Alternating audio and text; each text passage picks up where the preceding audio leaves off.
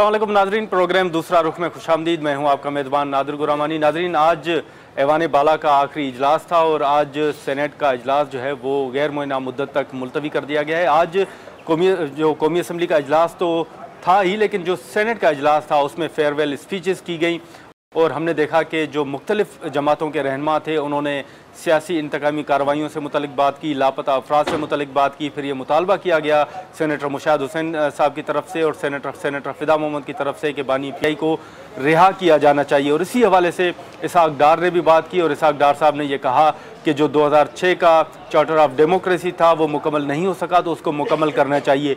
ऐवान के अंदर हमने देखा कि जो सियासी इस्तेहकाम के लिए बात की गई, कहा गया कि मुज़ाकरात होने चाहिए, तमाम जमातों को मिल बैठना चाहिए। रज़ा रब्बानी ने भी इस हवाले से बात की।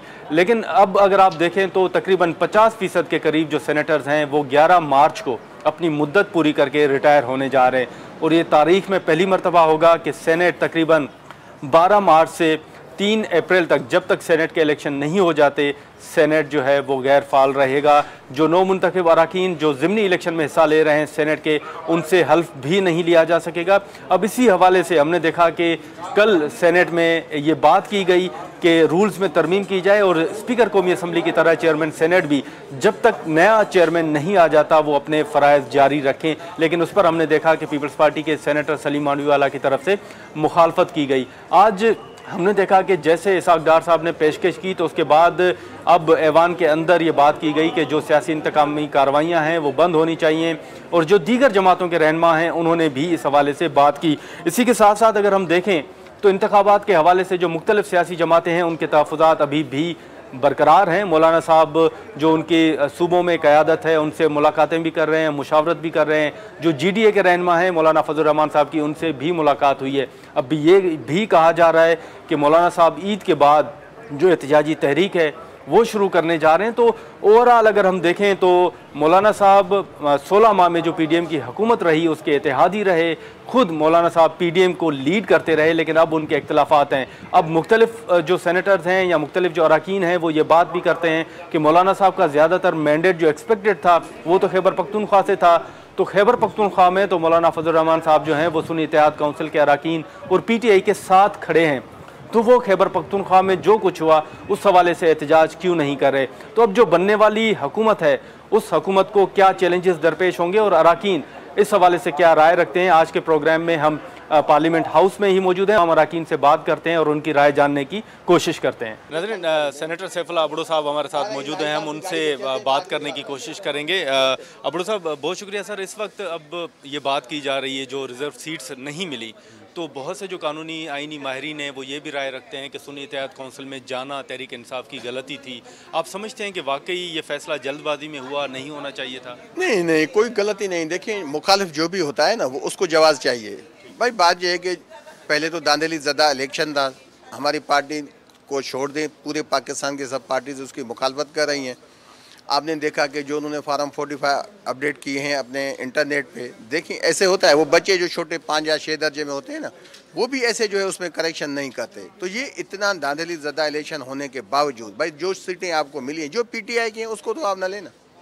ये एक लालच है इन बड़ी पार्टियों की कि मतलब ये सीटें वो भी उनको चाहिए, क्योंकि उनको मेन इलेक्शन ही दांधली से आया है, तो वो हर जवाब बनाते हैं। हमने कौन सी गलती की है? सुन्नी इत्तेहाद काउंसिल जो है वो यहाँ इलेक्शन कमीशन के लिस्ट पे है, अप्रूव्ड पार्टी है। आज़ाद मेंबरान जाते हैं जिस भी पार्टी में, उसी तनासब से आपको अपनी सीटें मिलती हैं। सीटें हमारा हक है, इनके कहने से कुछ नहीं पड़ता, तफात नहीं पड़ता। लेकिन अबड़ो साहब, अब आप ऐवान में मौजूद हैं, यहाँ पर मुख्तलिफ फोरम्स और आइनी ऑप्शंस आपके पास, कानूनी ऑप्शंस भी हैं कि आप सेक्रेटरी इलेक्शन कमीशन को भी बुला सकते हैं, आप चीफ इलेक्शन कमिश्नर को भी कमेटियों में बुला सकते हैं। PTI इरादा रखती है कि उनको बुलाया जाएगा मुस्तकबिल में? इंशाल्लाह हम तो जो देखें ना, जो भी पॉसिबल फोरम होगा, कोर्ट हो, ट्रिब्यूनल हो, जो भी स्टेप वाइज होगा, हम उस पर अपनी एफर्ट्स भी लेंगे, आवाज़ भी उठाएंगे।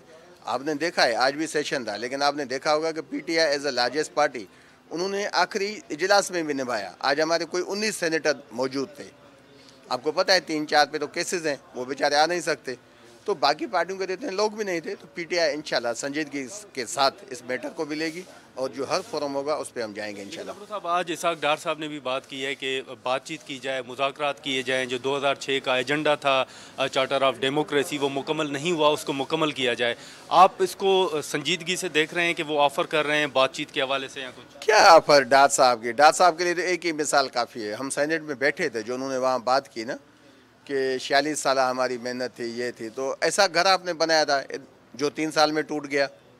आदमी झूंपड़ी बनाता है, उसको भी गिराने में टाइम लगता है। तो भाई बात यह है कि आपके जो बिजनेस स्टार्ट हुए हैं वो दिन ब दिन बढ़ते जा रहे हैं। जब से आप हुकूमत में आए हैं पाकिस्तान नीचे जा रहा है, तो या उसको छोड़ दें। जो अभी आए थे डार साहब सितंबर 2022 में, आपने देखा था ना, उसने कहा था फ्लाइट में कि मैं लंदन से अभी फ़्लाइट में सवार नहीं हुआ, 10 रुपया डॉलर कम हो गया। 10 रुपये का मकसद है 1000 बिलियन। तो जब ये मौजूद थे साहब मौसूफ, तो वो डॉलर 242 की जगह 342 पे पहुंचा। तो 100 का तफावत का मकसद है कि 10,000 बिलियन। उसका जिम्मेवार ये शख्स के हाथ में कुछ भी नहीं है, ये क्या कर सकता है। बाकी देखिए ऐसी बातें, मतलब ऐसे ऐवान में कहना, क्योंकि आपको पता है फ्लोर मिल जाता है, तो वहाँ कोई झूठ बोलने में कोई मतलब ऐसा। दो सवाल होंगे। एक तो हुकूमत अब दोबारा IMF की तरफ जा रही है, क्या स्ट्रेटजी होगी? आप जो डील होगी, जो मुआहदा होगा, आप उसको मानेंगे? क्या होगा? देखिए वो तो हमारी पार्टी लाजमी फैसला कि हर उस अमल की हम हिमायत करेंगे जो पाकिस्तान के अवाम के मुल्क के बेहतरी के लिए होगा। लेकिन उससे पहले इनको इसका भी तदारुक करना चाहिए जो इलेक्शन रिग्ड हुआ है। जो अभी तक जो फार्म 45, आपको पता है फार्म 45, ये आम लोग इसको मजाक समझते हैं। ये इलेक्शन पोलिंग स्टेशन का नतीजा होता है। 47 तो बनता है इसकी कैलकुलेशन पे, समअप पे है। तो पहले आप उस पर जाएं, सीरियसनेस उस पर दिखाएं, बाकी मामला तो बाद में बढ़ेंगे। जब आप मेन इशू पे ही नहीं आते, आप गलत मैंडेट पे आके बैठ जाते हैं डाका डाल के, तो वो फिर अगर हम उनको कुछ कहेंगे तो उनको फिर बुरा लगेगा काफ़ी। अब मौलाना साहब जो हैं वो सूबों में जाकर मुलाकातें कर रहे हैं, मुशावरत कर रहे हैं कि इन इलेक्शन के ख़िलाफ़ क्या होना चाहिए। क्या तहरीक इंसाफ भी इरादा रखती है कि वो एहतजाज करे, एहतजाजी तहरीक जो है वो शुरू की जाए? हमारी पार्टी ने अनाउंस किया है, जितनी भी पार्टीज़ हैं पाकिस्तान में उनसे रब्ता कर रही है। मौलाना साहब जा रहे हैं सूबों में, लेकिन मुझे एक चीज़ का खर्चा आएगा। मौलाना की बद्दुआ इस हुकूमत को ऐसे लगेगी ना जिस तरह, तो मैं नहीं समझता कि ये हुकूमत 5-6 महीने के बाद चल सके। अच्छा, लेकिन सर माजी में भी मौलाना के बद्दुआ के बाद, अच्छा, हाँ, एहतजाजी तरीके से हटके, वो तो हट के ना, मौलाना के बद्दुआ ऐसे इनको लगेगी, आप देखेंगे इंशाल्लाह। ठीक है अबड़ो साहब। नाज़रीन, सेनेटर सैफुल्लाह अबड़ो साहब की गुफ्तगू आपने सुनी। यहाँ पर हम जो दीगर सेनेटर्स हैं उनकी भी राय जानने की कोशिश करते हैं, जो आज ऐवान के अंदर हुआ और जो इस वक्त मुख्तलिफ चैलेंजेस का जिक्र किया जा रहा है कि नई मुंतखब होने वाली हुकूमत IMF की तरफ जाएगी, उनको चैलेंजेस दरपेश होंगे। तो इसी मामले पर हम बात करते हैं। 50% अरकान आप समेत जो हैं वो अपनी मुद्दत पूरी करने जा रहे हैं। ऐवान के हवाले से ये कहा जा रहा है कि वो डिसफंक्शनल रहेगा 1 माह। कल जो मामला आया कि रूल्स में तरमीम की जाए, आप क्या देख रहे हैं सर? देखें, ये तो एक फेलियर है इलेक्शन कमीशन का। सेनेट ऑफ पाकिस्तान ख़त्म नहीं होता, सेनेट ऑफ पाकिस्तान कंटिन्यू रहता है। और उसका ये है कि 11 मार्च को 12 बजे रात को हमारी टर्नओवर ख़त्म हो जाए, जैसे मिसाल के तौर पे, तो 12 मार्च को सुबह नए 50% जो अरकान हैं वो खलफ ले लेते हैं और इसी तरह सेनेट कंटिन्यू करता है। पहली मरतबा ये हो रहा है कि जमहूरी हुकूमत है, कोई डिक्टेटरशिप नहीं है, आइन मुअत्तल नहीं है, आइन मनसूख नहीं है, आइन मौजूद है, डेमोक्रेटिक गवर्नमेंट्स मौजूद हैं, डेमोक्रेसी मौजूद है। लेकिन इलेक्शन कमीशन की नाअहली और नाकामी की वजह से आज 1 महीने तक सेनेट जो है वो डिसफंक्शनल होगा और कुछ ऐसे मसाइल उसकी वजह से पैदा हो गए जो फ्रेमर ऑफ द कॉन्स्टिट्यूशन के जहन में भी नहीं थे और जिसकी वजह से एक तरह से एक डेडलॉक या एक वैक्यूम जो है इस वक्त सेनेट के हवाले से क्रिएट हो गया। सर आज सेनेट में ये बात भी की गई, डार साहब ने भी ये बात की कि बातचीत होनी चाहिए। जो 2006 का एजेंडा था जो डेमोक्रेसी के हवाले से, कि उसको मुकम्मल किया जाए। आप क्या समझते हैं कि जो बातचीत के हवाले से बातें की जा रही हैं उसमें PTI पीछे है या बाकी जमातों को आप देख रहे हैं कि वो संजीदा नहीं है बातचीत करने में? देखें, बातचीत तो मैंने कहा कि सियासतदानों को एक दूसरे के साथ बैठना चाहिए, बात करनी चाहिए, बजाय इसके कि वो अलग अलग जाके हकीम रावलपिंडी के साथ बैठें, खुद आपस में बैठें। आपके मसाइल रावलपिंडी का हकीम हल नहीं कर सकता, आपके मसाइल आपने खुद हल करने हैं। तो ये तजुर्बा हो चुका है कि आप खुद हल करेंगे तो हल होंगे वरना नहीं होंगे। तो उसका तरीका यह है कि आपस में बैठें। बैठने के लिए अब मौज़ूआत क्या हो, तो बैठने के लिए मौज़ूआत सिर्फ वही नहीं हो सकते जो डार साहब फरमा रहे या जो हुकूमत की तरजीह है। इस वक्त जो मैंडेट आया है मौजूदा हुकूमत के पास उसको ऊपर किसी को भी एतमाद नहीं है। वो एक जाली मैंडेट है, वो मॉरल ग्राउंड उसका नहीं है इस हुकूमत का। इसलिए अगर वो बैठना चाहते हैं, मुज़ाकरात करना चाहते हैं, ये बहुत अच्छी बात है, अपोजिशन को भी साथ बैठना चाहिए। लेकिन इसमें इलेक्शन कमीशन ने जो शदीद किस्म की नाअहली की है उसको भी शामिल किया जाए। जो जाली मैंडेट आया है, हारे हुए लोगों को जितवाया गया है, और जो गैर मामूली तौर पर जीते हैं उनको हरवा दिया गया है, इस चीज़ को भी शामिल कर लें ताकि डेमोक्रेसी ट्रैक पे आ जाए। तो उसके बाद फिर सियासी बहरान और माशी बहरान उसका हल निकाला जा सकता है। साहब अब तो जरदारी साहब जो हैं वो सदर आ रहे हैं, तकरीबन जमातों ने उनकी हिमायत हासिल कर ली है जरदारी साहब ने। तो देखें, ये एक ऐसी चीज़ है जो आपका मॉरल ग्राउंड ना हो कि आप 2/3 नहीं, इससे भी ज़्यादा मेजॉरिटी हासिल कर लें, तो ये आसिफ की तरह आपका पीछा करेगा। और ये जो नॉन इलेक्टेड फोर्सेस हैं जो कि आपको दबाव में रखना चाहते हैं, किसी वक्त आपके उनके साथ मामलात जो हैं वो कमज़ोर हो जाएं तो आप पीछे से वो स्विच खींचेंगे, निकालेंगे। तो ये जो आपका ये बिल्कुल हो सकती है। ये हमने माजी में भी देखा है कि जो एक पेज पर थे और एक लाइन पे थे, फिर उनका क्या बना। ये कितने अरसे बाद देख रहे हैं? ये मैं समझता हूँ कि मैक्सिमम 1 साल में। उसकी वजह ये है कि इस वक्त जो माशी सूरत हाल है बदतरीन है। IMF के साथ जो नया एग्रीमेंट करने जा रहे हैं उसका सीधा साधा ये है कि आपने पेट्रोलियम मसनूआत, गैस, बिजली और उसके साथ किचन आइटम एसेंशियल्स की कीमतें बढ़ानी हैं। तो उसके नतीजे में प्रेशर आवाम के ऊपर पड़ेगा। फिर ये है कि ये एक कोalition गवर्नमेंट है जिसमें एक ही कदर मुश्तरक है, इक़्तिदार। ये नज़रियाती मुखालिफ हैं, तो इनके भी आपस में गिले शिकवे होंगे, ये एक टीम की तरह मुफ्त नहीं कर सकेंगे। तो ये सारी इश्यूज़ है जिसकी वजह से मैं देख रहा हूँ। और पीछे से अखलाकी ग्राउंड भी नहीं है, जाली मैंडेट भी है, तो 1 साल मैक्सिमम ये होगा। आप समझते हैं कि जरदारी साहब को ये ओहदा नहीं लेना चाहिए? मॉरली आप ये देखें, जरदारी साहब बड़े समझदार इंसान हैं। उनको पता है कि ये पूरा सिस्टम फ्रेजाइल है, ये गिरने वाला है, ये शीशे की तरह एक छोटी सी कंकर से टूट जाएगा।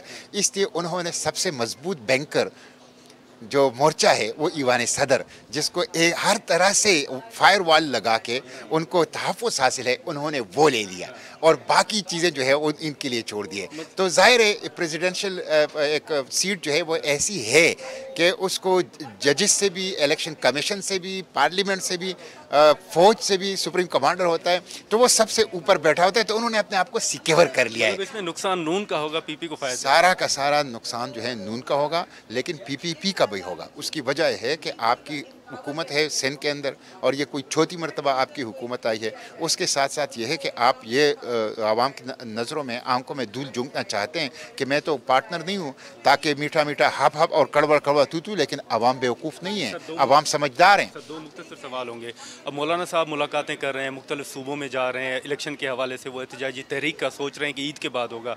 जमात इस्लामी की सर क्या स्ट्रेटजी है, क्या करने जा रहे हैं आप? देखें, मौलाना की जो तहरीक है उन्होंने पहले भी तहरीक चलाई थी और फिर ख़त्म कर दी। जो यहाँ पे एक मार्च हुआ था, आज़ादी मार्च, और फिर उसके बाद धरना था, तो किन के इशारे पे ख़त्म की? किन के इशारे पे? ये तो उनसे पूछना चाहिए ना। ये यानी आजकल वो इंकिशाफात कर रहे हैं, आजकल वो बहुत से राज उनसे पर्दा उठा रहे हैं, तो वो इस राज से भी पर्दा उठाएं कि किन के कहने पर और किन से मुलाकात करके वो धरना ख़त्म कर दिया गया। नंबर 1। दूसरी बात यह है कि फिर नो कॉन्फिडेंस के बारे में तो उन्होंने खुद कहा है कि किसके कहने पर, ना चाहते हुए भी, यानी कोई बंदा आपसे काम करवा रहा है जो कि आपकी मर्जी भी नहीं है, जो कि आप चाहते भी नहीं है, तो अगर इस तरह की कोई तहरीक चलानी है तो इसका तो कोई फ़ायदा नहीं होगा। अभी भी कोई उनसे करवा रहा है? नहीं, मैं ये नहीं कह रहा कि अभी उनसे करवा रहा है, लेकिन मैं कहता हूँ कि आप जब शुरू करें और फिर वहाँ इस तरह एंड दे दें तो फिर ठीक नहीं है। जमात इस्लामी अपनी तहरीक चला रही है धांधली के ख़िलाफ़, जो कि हमारे साथ हुआ है, और वोट का तकद्दुस पामाल हुआ है, बैलेट पेपर का तकद्दुस पामाल, इलेक्शन प्रोसेस का तकद्दुस पामाल हुआ। असल चीज़ ये है, एक पॉलिटिकल कारकुन जीते या हारे, लेकिन इलेक्शन जो प्रोसेस है, जो जमहूरियत है, ये उसका हक़ है, उसकी तकद्दुस को पामाल नहीं। नंबर 1। दूसरी बात यह है कि जो इस वक्त आवाम तकलीफ में है, बेरोज़गारी को आप देख लें, किचन आइटम्स की कीमतों को आप देख लें, अद्वियात की कीमतों को, पेट्रोलियम मसनूआत की कीमतों को, बिजली और गैस की कीमतों को, लोगों के लिए नाकाबिल बर्दाश्त हैं। ये एक और प्रोग्राम में जा रहे हैं IMF के, जो 8 अरब डॉलर की है, उसके नतीजे में और ज़्यादा महंगाई का तूफ़ान आएगा। इसलिए हम आवाम का केस लड़ने के लिए और आवाम के हक़ हुक्मरानी और आवाम की जो दस्तूरी हकूक़ हैं मालियाती, उसके लिए हमारी तहरीक जारी है और ईद के बाद इंशाल्लाह इसमें बहुत ताकतवर अंदाज से हम आगे बढ़ेंगे। मौलाना साहब के साथ हाथ मिलाने का एहतजाजी हवाले से कोई इरादा जमात ने यह तय कर लिया है कि मुश्तरका इशूज़ के ऊपर उठक बैठक हो सकती है सियासी जमातों का, लेकिन जहाँ तक इंतखाबी तहरीक का ताल्लुक़ है या एहतजाजी तहरीक का ताल्लुक़ है या सियासी तहरीक का ताल्लुक़ है, वो सिर्फ जमात इस्लामी के नाम पर, जमात इस्लामी के झंडे और जमात इस्लामी के प्लेटफॉर्म से होगा। अलबत्ता अगर कोई और जमात इस्लामी के साथ शामिल होना चाहे तो हम जमात इस्लामी के झंडे और बैनर और नाम तले उनको वेलकम करेंगे, लेकिन हमारा एहतजाज जो है वो हमारे अपने प्लेटफॉर्म से होगा। बहुत शुक्रिया मुश्ताक साहब। नाज़रीन, सेनेटर मुश्ताक साहब की गुफ्तगू आपने सुनी और उनका ये वाज़ेह मौक़िफ़ है कि जो इंतखाबात के हवाले से तहफ़्फ़ुज़ात हैं, जमात इस्लामी उस के हवाले से एहतजाजी तहरीक भी जल्द शुरू करेगी। यहाँ पर हम एक शॉर्ट ब्रेक लेंगे और ब्रेक के बाद जो दीगर अरकान हैं हम उनसे गुफ्तगू करके उनकी राय जानने की कोशिश करेंगे।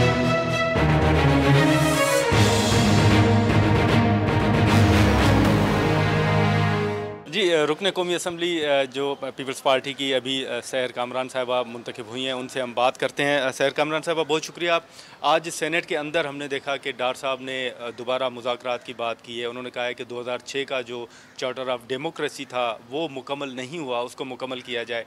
इस वक्त जो सियासी तनाव है, आप क्या देख रही हैं, क्या होना चाहिए? देखिए, वे फॉरवर्ड तो एक ही है। जो chairman People's Party Bilal Bhutto ने भी कहा कि charter of reconciliation and charter of economy, आज पाकिस्तान को जिस किस्म के चैलेंजेस दरपेश हैं उनका मुकाबला हम उसी वक्त कर सकते हैं जब हम ये सियासी तनाव है इसको कम करें, एक रिकन्सिलेशन की बात हो, सब साथ लेके चलें एक दूसरे को। और सबसे पहले देखें, हमने जब इस ऐवान के रुकन बने तो एक हल्फ लिया है, उस हल्फ की पासदारी हम सब पे फ़र्ज़ है। तो जो आपस के इख्तलाफात होंगे उनको एक तरफ रखें, लेकिन पाकिस्तान को जो चैलेंजेस दरपेश हैं उनके लिए हम अलग अलग नहीं हो सकते। वो मैंडेट हमें जो आवाम ने दिया वो इसीलिए दिया है। उन्होंने इसलिए नहीं दिया है कि हम ऐवान में खड़े होकर नाराबाजी करें, उन्होंने मैंडेट इसलिए दिया है कि उनको रिलीफ मिले। उन्होंने मैंडेट इसलिए दिया है कि पाकिस्तान को जो चैलेंजेस दरपेश हैं उनका मुकाबला हो। तो दो जो है की जो है वो इश्यूज़ है, इकोनॉमी एंड पॉलिटिकल स्टेबिलिटी, और दोनों के लिए एक charter of reconciliation and charter of economy. और ये करना पड़ेगा कि हम पॉलिसीज़ को लेके चलें, लॉन्ग टर्म पॉलिसीज़ हों, एक दूसरे के साथ बैठें, तनाव को कम करें और ऐसी फ़ज़ा बनाएं जहाँ पे जो है वो मुल्क आगे चल सके। नहीं तो आपको कौमी असम्बली के अंदर, ऐवान के अंदर पीटीआई की क्या स्ट्रेटजी नज़र आ रही है? आपको खदशात क्या हैं? जो जितने इजलास हुए हैं उनमें आपने देखा है कि उनकी स्ट्रेटजी क्या है? देखिए, डेफिनेटली उनका प्रोटेस्ट है और वो कोशिश ये करते हैं, और ये कोई नई बात नहीं है। 2014 का धरना आप देख लें, 35 पंक्चर वाली कहानी देख लें या अब, लेकिन जो असल चीज़ है जो पॉजिटिविटी में देखती हूँ कि आप ये देखें कि जो है ऐवान की कार्रवाई जारी है, स्पीकर डिप्टी स्पीकर का इंतखाब जो है वो हो गया और उसके बाद कायदे ऐवान का इंतखाब भी हो गया, लीडर अपोजिशन भी बन गए। इसी तरीके से अब जो है कल सदर मुमलिकत का भी इंतखाब होगा, तो जमहूरियत आगे बढ़ रही है, ठीक है। और बहुत खुशाइंद है कि आसिफ अली ज़रदारी साहब पहले मुंतखब जो है सिविलियन सदर थे जिन्होंने 5 साल मुद्दत पूरी की, और वो पहले सिविलियन सदर होंगे जो दूसरी दफ़ा जो है मुंतखब होंगे। तो और उनकी जो एक पॉलिसी है ना, सबको साथ लेके चलने की, मफाहमत की, जो बेनज़ीर साहिबा का एक मैसेज था रिकन्सिलेशन, बिलीव आज जो है ना सब लोग उस पर यकीन करते हैं। तो मुझे लगता है कि गुंजाइश बहुत है, कम हो जाएगा तनाव, आहिस्ता आहिस्ता हम आगे बढ़ेंगे और ये इंतशार से तो फ़ायदा किसी को भी नहीं है। नहीं, लेकिन अब पीटीआई तो मुसलसल ये मुतालबा कर रही है ना कि इमरान खान को रिहा किया जाए। अगर आपने बातचीत करनी है, पीपल्स पार्टी का बड़ा वाज़ेह मौक़िफ़ है इंतकामी कार्रवाइयों के हवाले से, आपका बड़ा वाज़ेह मौक़िफ़ है, तो आप समझते हैं कि वाकई उनको रिहा किया जाना चाहिए, वो सियासी मैदान में आके मुकाबला करें? देखिए, पीपल्स पार्टी का तो बिल्कुल एक क्लियर मौक़िफ़ है कि कोई सियासी कैदी नहीं होना चाहिए, लेकिन मैं कहती हूँ इमरान खान साहब खुद कहते थे ना कि कानून सबके लिए बराबर होना चाहिए। तो मैं ये समझती हूँ कि ये देखना होगा कि वो किन केसेस के अंदर जो है उनके ऊपर केसेस कौन से चल रहे हैं और किस वजह से वो अरेस्ट हैं और उसका लीगल वे फॉरवर्ड क्या है। तो मैं कहूँगी कि एक अच्छी लीगल टीम बनाएं और देखें, जैसे आप देखें कि किसी ने आसिफ अली जरदारी साहब जैसी किसी ने जेल काटी होगी, किसी ने शहीद मोहतरमा बेनज़ीर भुट्टो साहिबा जैसी मुश्किलात बर्दाश्त की होंगी, लेकिन आज तो इंसाफ मिला है शहीद जुल्फ़िकार अली भुट्टो को भी। तो हमारे सामने रोशन मिसालें मौजूद हैं सब्र की, बर्दाश्त की और पाकिस्तान खप्पे का नारा लगाने की। तो आज भी पाकिस्तान खप्पे का नारा लगाने की ज़रूरत है। देखिए, ना जो है रिलीज़ मैंने करना है, ना नेशनल असेंबली के स्पीकर ने करना है। रिलीज़ करना है जहाँ पे जो केसेस हैं उनसे उनके पास एक अच्छी लीगल टीम होगी तो इंशाल्लाह वो रिलीज़ भी हो जाएंगे और वो अपना किरदार अदा करेंगे। लेकिन पहले देखना है कि ये वो नेशनल असेंबली के मेंबर तो है नहीं।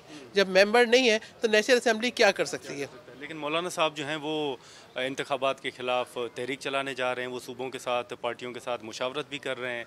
ईद के बाद शायद देखिए, मौलाना साहब पे तो धांधली का जो इल्ज़ाम वो जिन पे लगा रहे हैं वो तो यही है, सुन्नी इत्तेहाद कौंसिल, ठीक है, क्योंकि वहाँ केपी से उनकी सीट्स गई हैं ना, तो उसके अंदर वो अगर कोई चलाना चाह रहे हैं किसी किस्म की कैंपेन तो केपी में ही चलाएं।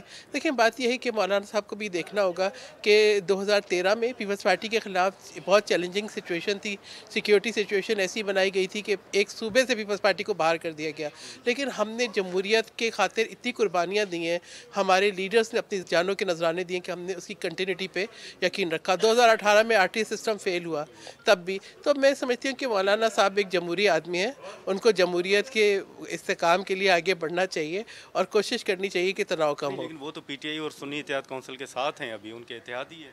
तो उनसे पूछें कि उनके साथ जो है धांधली किसने की, उनसे पूछें कि उनकी नशिस्तें कहाँ गईं। सिंध में तो उनकी कोई नशिस्त थी नहीं, ठीक है, तो अब अगर पंजाब में गई है तो वो पूछे कि किसने ली है, और अगर केपी में गई है तो उनको मालूम होगा कि किसने उनकी नशिस्तें ली हैं। पीपल्स पार्टी क्या देख रही है? अगर मौलाना साहब एहतजाजी तहरीक शुरू करते हैं तो क्या वाकई हुकूमत को कोई ख़तरा होगा? देखें, बात यह है कि नेशनल असेंबली फॉर्म हो चुकी है, तमाम जो है मेंबरान आ रहे हैं, हर एक के ऊपर जिम्मेदारियां हैं, कैबिनेट बन जाएगी, मुल्क आगे बढ़ेगा। मौलाना साहब भी जो है वो मैं समझती हूँ कि उनको भी अपना किरदार मुस्बत अदा करना चाहिए। आप देख रही हैं कि मुस्तकबिल में मौलाना साहब हाथ मिला लेंगे, बैठ जाएंगे? बिल्कुल बैठ जाएंगे। देखिए, बात यह है कि एक जमहूरी आदमी है ना, मैंने कहा कि उनको पता है कि वो ज़रूर अपना, उनके कोई तहफ़्फ़ुज़ात हैं तो एहतजाज कराना उनका हक़ है, वो कराएं ज़रूर एहतजाज, लेकिन पाकिस्तान को आगे बढ़ना है। बहुत शुक्रिया, बहुत शुक्रिया। नाज़रीन, सैर कामरान साहिबा की गुफ्तगू आपने सुनी। जो दीगर अरकान हैं हम उनकी भी राय जानने की कोशिश करेंगे। जो मौलाना साहब इस वक्त मुशावरत कर रहे हैं, अपनी जो सूबाई क़यादत है पार्टी की, उसके साथ भी उनकी मुशावरत जारी है। तो उसके बाद अब जो हतमी फ़ैसला है JUIF का वो क्या सामने आता है, इसी पर हम बात करते हैं।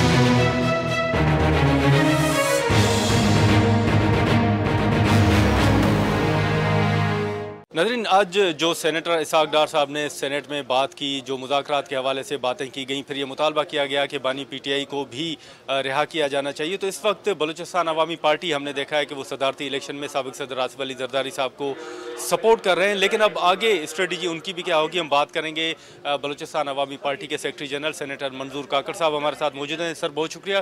काकड़ साहब, आज तो कायदे ऐवान ने बात की, ऐवान के अंदर, कि जो इस वक्त सियासी माहौल है उसमें बातचीत होनी चाहिए और तमाम जमातों के साथ बातचीत होनी चाहिए, उससे हटके भी सेनेटर्स ने ये बात की है। आप समझते हैं कि वाकई बातचीत हो, इन मामला को इसी तरह फेस किया जाए? देखिए, डार साहब ने एक बहुत अच्छा मशवरा भी दिया है। हकीकतन सियासत में जो है ना डायलॉग ही चलते हैं, सियासत में दरवाजे बंद होते नहीं हैं, और अगर इस तरह हम डायलॉग करेंगे तो वो पाकिस्तान और पाकिस्तान के मैशियत और पाकिस्तान की बेहतरी के लिए ये अच्छा इकदाम होगा और एक अच्छी मिसाल भी कायम हो जाएगी, क्योंकि सियासत में कभी कोई दरवाजे बंद करते नहीं है। तो मैं भी यही सजेस्ट करूंगा कि हमें एक दूसरे के साथ मिल के बैठ के इन चीज़ों को तय करना चाहिए। पाकिस्तान का सोचना चाहिए, पाकिस्तान के अवाम का सोचना चाहिए और मुल्क की तरक्की का सोचना चाहिए। तो लेकिन वो तो मुतालबा भी कर रहे हैं ना कि इमरान खान को आप रिहा करें। आपने देखा कि आज फिदा साहब ने भी कहा, मुशाह साहब ने भी कहा कि वो सियासी कैदी हैं तो उनको रिहा किया जाना चाहिए। देखिए, बिल्कुल हर कोई ये कहेगा कि आप उसको रिहा करें, लेकिन जबकि केसेस अदालतों में चल रहे हैं, ये तो अदालत ही फैसला करेगा। तो चाहते तो हम भी है कि वो सियासी कैदी है, वो उसको रिहाई मिले, लेकिन जब कोर्ट में एक चीज़ सब जुडस हो तो ये फिर कोर्ट का मैटर बन जाता है और ये फिर कोर्ट पे डिपेंड करता है। अब कोर्ट का फैसला देखना है कि कोर्ट क्या फ़ैसला देते हैं। जो फैसला आएगा सबको मानना पड़ेगा और हमें जो है ना हमारी अदालतें हैं और हमने अपनी अदालतों को भी इज़्ज़त देनी होगी, क्योंकि खुदा न खास्ता ऐसा कोई भी नहीं कि अदालत किसी के ख़िलाफ़ है। अदालत चीज़ों को देखे और उसके बाद अपने फैसले देते हैं। लेकिन काकर साहब, अब मौलाना साहब काफ़ी नाराज़ नज़र आ रहे हैं। आपने देखा कि वो जरदारी साहब के बड़े उनके अच्छे ताल्लुकात रहे हैं माजी में। अब क्या वजह है कि मौलाना साहब आप लोगों से दूर हैं, आप लोगों से नाला नज़र आ रहे हैं? हमने देखा कि वो संजरानी साहब से भी मुलाकातें करते रहे, आप लोग भी जाते रहे, क्या उनका स्टांस है? देखिए 75 साल से जो हम ये चीज़ देख रहे हैं इस मुल्क में, जो पार्टी इक़्तिदार में आती है वो कहते हैं कि सब कुछ ठीक है, और जो हार जाती है वो कहते हैं मेरे साथ रिगिंग हुई, मेरे साथ धांधली हुई। अब अगर धांधली की बात अगर हम देखें तो ज़्यादातर मौलाना साहब का जो वर्त है वो खैबर पख्तूनख्वा में है, जबकि खैबर पख्तूनख्वा में जो कुछ भी हुआ सबके सामने है। वो जाके वहाँ पे PTI के साथ बैठ गई है। और बाकी अगर मैं पंजाब की बात करूँ, मौलाना साहब खुद देख लें, अगर वहाँ पे उनकी स्ट्रेंथ है या सिंध में उनकी स्ट्रेंथ है, तो फिर हम कह सकते हैं कि उनका एहतजाज जो है ना वहाँ पे राइट है और उसका हक है। एहतजाज सबका हक है, जितनी पार्टियाँ हैं, और एक जमहूरी हक भी है, एक जमहूरी अमल भी है। लेकिन ये देखा जाए कि उनका जो मैंडेट है, क्या वो खैबर पख्तूनख्वा में उसको नहीं मिला या बाकी सूबों में नहीं मिला, मैं तो ये कहूँगा। लेकिन वो तो वहाँ तो सुन्नी इत्तेहाद काउंसिल जो कि PTI के हैं उनके साथ बैठे हुए हैं। तो मैं कहने का मकसद ही यही था ना कि मौलाना साहब अगर ज़्यादा उसको मसला था तो वो खैबर पख्तूनख्वा में था, लेकिन वहाँ पे ना वो एहतजाज कर रहे हैं ना कुछ कर रहे हैं, बैठ गए। और पंजाब और सिंध और बाकी तरफ जो है ना वो कह रहे हैं कि हम एहतजाज में, हम एहतजाज की तरफ जाएंगे। तो सबसे पहले तो खैबर पख्तूनख्वा का जो मैंडेट है उसके ऊपर वो गौर करे और फिक्र करे उसके ऊपर। लेकिन अभी काकर साहब, जो मौलाना साहब अगर ईद के बाद एहतजाजी तहरीक शुरू करने जा रहे हैं, आपने माजी में देखा कि उन्होंने धरना भी दिया था, आपको लगता है कि इससे सियासी इस्तेहकाम जो है वो मुल्क में आ सकेगा, या फिर ऐवान के अंदर भी एहतजाज होंगे, बाहर भी एहतजाज होगा, तो इससे मुल्क का नुकसान होगा, या बलूचिस्तान अवामी पार्टी क्या देख रही है? देखिए, अगर हम पिछले अदवार में चले जाएं, जितने भी धरने हुए हैं, जितने भी मतलब स्ट्राइक्स हुए हैं, उससे पाकिस्तान को नुकसान नहीं हुआ है, फ़ायदा नहीं मिला है। तो इसलिए एक सियासी शऊर रखते हुए तमाम लोग ये कहेंगे, इलेक्शन हुआ, अब हमने उसको एक्सेप्ट करना चाहिए। अब मिल बैठ के इसके ऊपर हमें कंसेंसस करनी चाहिए, डेवलप करने चाहिए, मुल्क के आगे बढ़ाना चाहिए। ये वक्त है जो पाकिस्तान मुश्किल हालात में है, न कि हम रोडों पे निकलें, हम धरने दें और हम जुलूस करें, हम स्ट्राइक करें। इससे दोबारा सियासी इस्तेहकाम नहीं आएगा और न माशी इस्तेहकाम आएगा, बल्कि हम और भी जो है ना दलदल की तरफ जाएंगे, मुश्किलात की तरफ जाएंगे। लेकिन अभी काकर साहब, आपकी मुलाकातें भी हुई हैं वज़ीर आज़म साहब से। पीपल्स पार्टी ने तो इनकार कर दिया है कि वो काबीना में शामिल नहीं होंगे। आपसे बातचीत हुई है? आप काबीना में शामिल हो रहे हैं, होंगे? कोई पेशकश हुई है? देखिए, उस पर के ऊपर तो मैं बात नहीं कर सकता, क्योंकि हमारे प्रेसिडेंट है खालिद मक्सी साहब और सेनेट चेयरमैन सादिक संजरानी साहब, ये कोयटा में है। जब वो आ जाएंगे तो इसके आगे ही जाके हम इस पर लाए अमल बनाएंगे, हम जाके बात करेंगे। क्योंकि अब कल जो है ना प्रेसिडेंशियल जो है ना वोटिंग है, इलेक्शन है, उसमें बलूचिस्तान अवामी पार्टी ने सदर जरदारी साहब का सपोर्ट किया है, हम उसको वोट करेंगे। तो उसके बाद ही फिर ये चीज़ें जो है ना फाइनल होंगी, काबीना बनेगा, कैबिनेट बनेगा, कौन हिस्सा बनता है, कौन नहीं बनता है, ये बात की बात है। लेकिन इसके बाद चेयरमैन सेनेट का भी इंतखाब होना है, डिप्टी चेयरमैन सेनेट का भी इंतखाब होना है। हमने देखा कि आपने स्पीकर, डिप्टी स्पीकर को वोट दिया, शहबाज शरीफ साहब को वोट दिया, सदर साहब को वोट देने जा रहे हैं। क्या चेयरमैन सेनेट जो कि पीपल्स पार्टी के उम्मीदवार होंगे और डिप्टी चेयरमैन कहा जा रहा है कि नून लीग के उम्मीदवार होंगे, आप उनको भी वोट करेंगे? देखिए, ये तो फ़िलहाल हमने कमिट किया है, जो सदर आसिफ अली जरदारी साहब है प्रेसिडेंट के हवाले से, और जैसे प्राइम मिनिस्टर का इलेक्शन था, स्पीकर का था, उसमें हमने उसको सपोर्ट किया।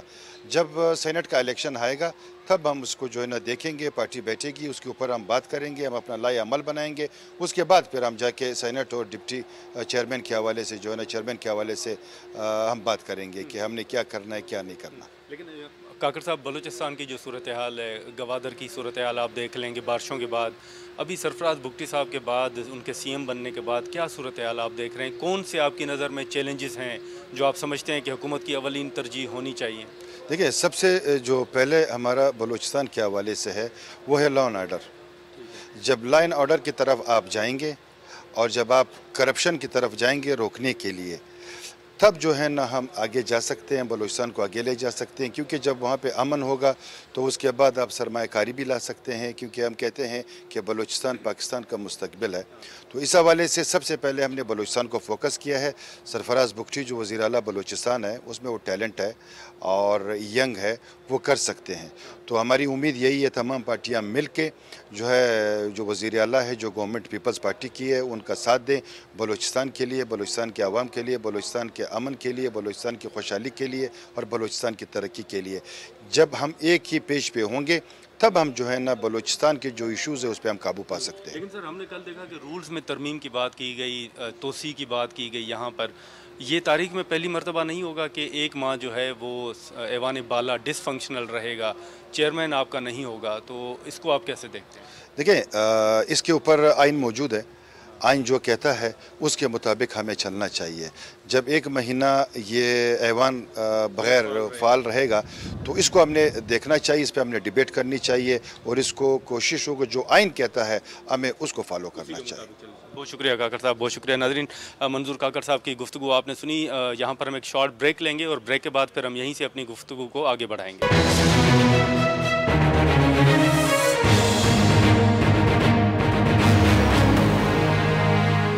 पीर साहब, आज हमने ऐवान में देखा कि मुशाहिद साहब ने मुतालबा किया कि खान साहब को रिहा किया जाए, फ़िदा साहब ने भी मुतालबा किया, डार साहब ने बात की कि जो चार्टर ऑफ डेमोक्रेसी था वो मुकम्मल नहीं हुआ तो उसको मुकम्मल करना चाहिए, बातचीत होनी चाहिए।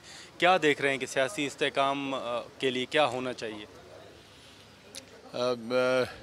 देखें जी, आज ईवान के अंदर इसहाक डार साहब ने बहुत ओपनली, मैं समझता हूँ आज उनकी स्पीच जो थी वो एक बुनियाद फराहम कर रही थी कि फ्यूचर में किस तरह इस मुल्क के अंदर स्टेबिलिटी लाने और मुल्क की इक़्तिसादी हालात को मिलकर इसको आगे बढ़ाने के लिए एक वाज़ेह पैगाम है, जो कि मैं समझता हूँ कि ये इसहाक डार साहब की गो कि उनकी पर्सनली उन्होंने इनवाइट किया, लेकिन ये इसको भी एक हुकूमत की तरफ से एक ऑफ़र समझना चाहिए। और ये इस वक्त इस बात की ज़रूरत है, पाकिस्तान के मसाइल हैं, मुश्किलात हैं। पाकिस्तान रहेगा तो हमारी हुकूमतें भी रहेंगी, हमारी जमातें भी रहेंगी। इसलिए हमें पाकिस्तान को इन मसाइल और मसाइब से निकालने के लिए हम सबको मिल बैठ कर और मुस्तकबिल का लाएअमल हमें मुरतब करना पड़ेगा। कम से कम 20 साल का एक चार्टर ऑफ इकानमी उसको कह दें या चार्टर ऑफ इस मुल्क की इक़्तिसादी इनकलाब कह दें, जो भी नाम देते हैं, लेकिन इस मुल्क के मसाइल को हल करने के लिए मिल बैठना बहुत ज़रूरी है। हमें बड़े अफसोस के साथ कहना पड़ता है कि जैसे भी हमारे इलेक्शन हो गए हैं उसके बाद एक हुकूमत मारज़ वजूद में आई है। केपी में पीटीआई को मैंडेट मिला है, पंजाब में मुस्लिम लीग को, इस तरह दीगर जमातों को मुख्तलिफ उसमें मैंडेट मिला है।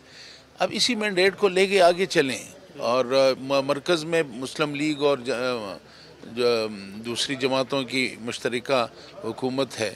तो बात ये है कि हमें जो रविश हमने इख्तियार की और जिस रविश की वजह से आज आप इमरान खान की बात कर रहे हैं, तो इस माहौल को इतना भड़काया जो है वो तो इमरान खान और उसकी जमात ने है। लेकिन उसके बावजूद अगर हमारी हुकूमत कह रही है कि आएँ, बैठें और मामलात को तय करें और इस मुल्क के मुस्तकबिल का लाएअमल बनाएं, तो इसको समझने की कोशिश करनी चाहिए। और अगर इसको वो समझ में नहीं आ रहे और सिर्फ गाली देना ही सियासत हो, तो फिर मेरे ख्याल में फिर गाली देने वाले और गाली सुनने वाले दोनों को ये रियलाइज़ करना चाहिए कि अगर ये रविश रहा तो फिर सियासतदान के हाथ में कुछ न रहेगा। लेकिन पीर साहब, आप क्या समझते हैं कि जो डार साहब ने बात की इसी को पेशकश समझना चाहिए या हुकूमत को आगे हाथ बढ़ाना चाहिए बाज़ाब्ता तौर पर? हुकूमत का हाथ क्या है, यही नुमाइंदी होती है। और इसहाक डार अपोजिशन गवर्नमेंट के कायदे ईवान हैं, उन्होंने एक ऑफ़र दी है और मुस्तकबिल के हमारी जो पार्टी के जो हाईअप्स हैं उनके अंदर उनका शुमार होता है, वो हुकूमत हैं।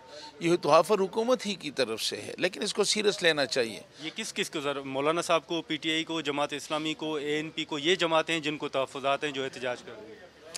बस बहरहाल मुझे भी तहफ़्फ़ुज़ात हो सकती हैं, आपको भी हो सकती हैं। जब आप मिल बैठेंगे तो तहफ़्फ़ुज़ात पे बात हो सकती है। ये ऑफर इन 4 जमातों के लिए? कोई 4 जमातों की बात मैं नहीं कर रहा हूँ, ये सबके लिए है, सबके लिए। जी तो सर, हमने देखा कि ऐवान के अंदर, ख़ास तौर पर कौमी असम्बली के अंदर जो PTI का एहतजाज है या तहफ़्फ़ुज़ात हैं, अब मौलाना साहब जो है वो एहतजाजी तहरीक का कह रहे हैं कि शायद ईद के बाद वो तहरीक शुरू करें। आप समझते हैं कि इस तहरीक का कोई नतीजा निकल सकेगा? माजी में भी धरने हुए, तहरीकें चली। बस 2 बातें हैं, या तो हमने इस मुल्क के अंदर लड़ाई झगड़ा और फसाद इसको हमने दवाम बख्शना है, या इस मुल्क के अंदर अमन लाना है, इस्तेकाम लाना है। अगर हमारा एजेंडा इस्तेकाम का है तो फिर हमें मिल बैठना होगा, और अगर एजेंडा ये है कि हमने सड़कों पे और ईवानों के अंदर गाली और गलौज को फ़रोग़ देना है तो फिर ये इनकी मर्ज़ी है। लेकिन फिर साहब, आखिरी 2 मुख्तसर सवाल होंगे कि आप पर जो सियासी जमातें हैं, आपके मुखालफिन वो तनकीद भी कर रही हैं, आप IMF की तरफ भी जाएंगे, मुश्किल फ़ैसले भी करने होंगे। आपकी नज़र में कौन से ऐसे फ़ैसले हैं जो हुकूमत के लिए बड़ा मुश्किल होगा कि वो फ़ैसले करे? IMF का होगा, महंगाई है? देखें जी, IMF भी आपकी मजबूरी है, आपके हालात जो हैं, आप डिफ़ॉल्ट से अल्लाह ने आपको बचाया है, और ये भी मैं समझता हूँ कि मुस्लिम लीग की हुकूमत का क्रेडिट है। और आगे भी यानी मामलात को ठीक करने के लिए कुछ वक्त तो ज़रूर दरकार होगा, लेकिन हुकूमत को भी चाहिए होगा, हुकूमत को भी कि आवाम पे कम से कम दबाव आए, मैं बोझ जो है वो आवाम पे कम से कम आना चाहिए। और दूसरी तरफ ये भी है कि अगर हम सब बैठ जाएंगे तो हम सबको पता होगा और हम सब रियलाइज़ करेंगे कि इस वक्त क्या ज़रूरत है और क्या ज़रूरत नहीं है। एक पेशेंट को, एक मरीज़ को, जो इक़्तिसादी मरीज़ है हमारा ये मुल्क, इसकी इस्लाह की ज़रूरत है, इसकी ट्रीटमेंट की ज़रूरत है, कहीं कहीं हमें सर्जरी करने की ज़रूरत है। ये सब इक़दामात इसकी सेहत को ठीक करने के लिए हमें उठाने पड़ेंगे। यकीनन इसको उठाने में चीख और पुकार तो होगी। जब आप सर्जरी करते हैं तो चीखना चिल्लाना तो एक लाजमी, एक कुदरती अमर है, लेकिन ठीक तो करना है। सर, अभी आप देखें तो पीपल्स पार्टी आपको सपोर्ट कर रही है, वोट दे रही है, लेकिन वो काबीना का हिस्सा नहीं बन रही। आप क्या देख रहे हैं कि क्या पीपल्स पार्टी उन मुश्किल फैसलों का हिस्सा नहीं बनना चाहती, वो बोझ नहीं लेना? मैं पीपल्स पार्टी से गुजारिश करूंगा कि उन्हें कैबिनेट में आना चाहिए। नाज़रीन, मुख्तलिफ जो अरकान हैं उनकी गुफ्तगू आपने सुनी, और आपने देखा कि जो अब कल सदारती इलेक्शन जो हैं वो होने जा रहे हैं, और पीपल्स पार्टी ने MQM जिनके तहफ़्फ़ुज़ात थे उनके तहफ़्फ़ुज़ात भी दूर कर दिए हैं, और MQM भी साबिक़ सदर आसिफ अली ज़रदारी को वोट करेगी, और कल सदारती इलेक्शन होने जा रहा है। जो मौलाना साहब की हमने बात की मुख्तलिफ अरकान सेनेट से, और जो अरकान कौमी असम्बली है उनसे भी हमने बात की, तो उनका यही कहना है कि बातचीत होनी चाहिए। मुस्लिम लीग नून के सेनेटर की जानिब से ये पेशकश की गई है उन जमातों को वो मिल बैठें और बातचीत के ज़रिए ही इन मसाइल का हल ढूंढा जाए। जो एहतजाजी तहरीक का मामला है तो उस हवाले से भी अरकान की ये राय है कि एहतजाज से फ़ायदा नहीं होगा, तो तमाम जमातों को मिल बैठना चाहिए और बातचीत और मुज़ाकरात के ज़रिए ही आगे बढ़ना चाहिए। हमने देखा कि जो सदारती इलेक्शन के हवाले से और इससे पहले स्पीकर कौमी असम्बली, डिप्टी स्पीकर कौमी असम्बली और इसके साथ साथ जो वज़ीर आज़म का इंतखाब था उसमें भी बलूचिस्तान अवामी पार्टी समेत JUIF का जो रोल रहा वो आपके सामने है कि उन्होंने हिस्सा नहीं लिया। लेकिन अब चेयरमैन सेनेट का इंतखाब भी होने जा रहा है, तो उसमें बलूचिस्तान अवामी पार्टी की ये राय है कि उन्होंने स्पीकर, डिप्टी स्पीकर और वज़ीर आज़म को तो वोट किया है, लेकिन अब जो चेयरमैन सेनेट का उम्मीदवार होगा उस हवाले से जब पीपल्स पार्टी बात करेगी तब ही फैसला होगा। तो आज के प्रोग्राम में इतना ही। अब देखें कि आने वाले दिनों में सियासी तौर पर या ओवरऑल जो पेशकश की जा रही है उन जमातों को या तहरीक इंसाफ के जो अपने तहफ़्फ़ुज़ात हैं इलेक्शन के हवाले से, उस हवाले से क्या डेवलपमेंट सामने आती है। आज के प्रोग्राम में इतना ही। इजाज़त दीजिए, अल्लाह हाफ़िज़।